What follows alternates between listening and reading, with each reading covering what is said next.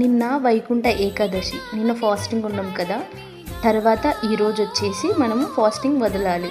అంటే పొద్దున్నే లేచి ఇళ్ళని శుభ్రపరచుకొని ఇంట్లో దీపారాధన చేసుకోవాలి.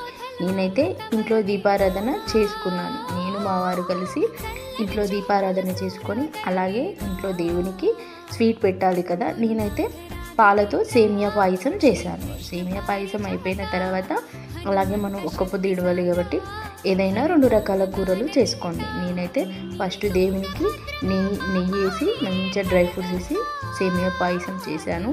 అలాగే మనకు కూడా వచ్చేసి నేను వైట్ రైస్ వండాను. అలాగే కాయగూరలలో చిక్కుడుకాయ వండేసాను.